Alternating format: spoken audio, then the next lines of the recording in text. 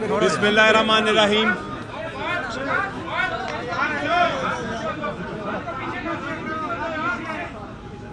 आज पूरी कौम को खुशखबरी देता हूं मैं। एक बहुत बड़ी खुशखबरी जिसका पूरी कौम इंतज़ार कर रही थी। आज अदालत उज़्मा सुप्रीम कोर्ट ऑफ पाकिस्तान ने जो पंजाब के इलेक्शन का केस था उसमें फ़ैसला सुना दिया है और बड़ा वाज़े, क्लियर, तारीखी, आईनी फ़ैसला है। सबसे पहले तो कौम को मुबारक हो कि एक आईनी मसला हल हुआ है और आइन की बालादस्ती दोबारा से आज साबित हो गई है। अदालत ने सबसे पहले तो ये कहा है कि जो इलेक्शन कमीशन ऑफ पाकिस्तान का फ़ैसला है जिसमें 30 अप्रैल से इलेक्शन की डेट को शिफ्ट करके अक्टूबर में ले जाया गया था, वो गैर आइनी और गैर कानूनी है और उसको कलअदम करार दे दिया है। उसके साथ साथ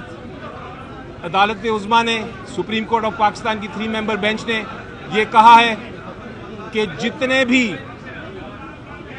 भी केयर टेकर गवर्नमेंट के ऑफिशियल्स हैं, केयर टेकर गवर्नमेंट समेत फेडरल हुकूमत के ऑफिशियल्स हैं, हुकूमत के जो ओहदेदार हैं उनके समेत, सब पे पाबंदी है। उनकी जिम्मेदारी है कि वो इलेक्शन कमीशन ऑफ पाकिस्तान का इस इलेक्शन में भरपूर मदद करें। और उस सिलसिले में अदालत ने ये कहा है कि जो पैसे चाहिए 20 बिलियन या 21 बिलियन रुपीस वो फेडरल हुकूमत फराहम करेगी इलेक्शन कमीशन ऑफ पाकिस्तान को, और अगर उसमें उन्होंने ताख़ीर की तो इलेक्शन कमीशन ऑफ पाकिस्तान अदालत के पास वापस जाएगी और अदालत फिर जिसने भी नाफरमानी की हुक्म की उसके खिलाफ कार्रवाई करेगी। इसी तरह केयर टेकर हुकूमत, provincial government, IG police Punjab, उनको भी हुक्म फरमाया है और फेडरल गवर्नमेंट को भी हुक्म फरमाया है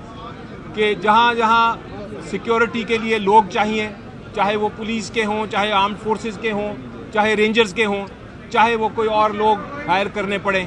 सिक्योरिटी के लिए इलेक्शन कमीशन ऑफ पाकिस्तान को एक ख़ास डेट के अंदर सारी जो फैसिलिटी है फराहम की जाए। अदालत ने यह भी कहा है कि चूँकि 13 दिन की ताख़ीर हो गई थी इस गैर कानूनी, गैर आइनी इलेक्शन कमीशन ऑफ पाकिस्तान के ऑर्डर की वजह से, चूँकि 13 दिन की ताख़ीर हो गई थी,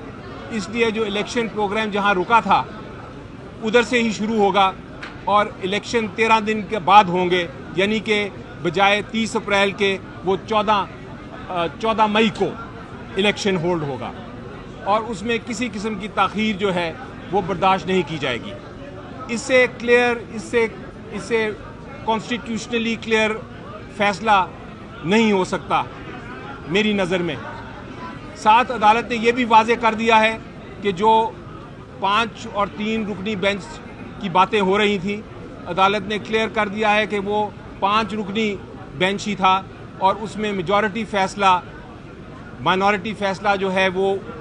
अलग है, जो जस्टिस मंसूर अली शाह साहब ने किया और मंदोखेल साहब ने किया, और मेजॉरिटी फ़ैसला जो चीफ जस्टिस और बाकी दीगर जजरा साहिबान ने किया वही वैलिड और वही लीगल फ़ैसला है। उसके अलावा और कोई फ़ैसला नहीं माना जाएगा सुप्रीम कोर्ट में। ये भी क्लियर कर दिया कि जहाँ तक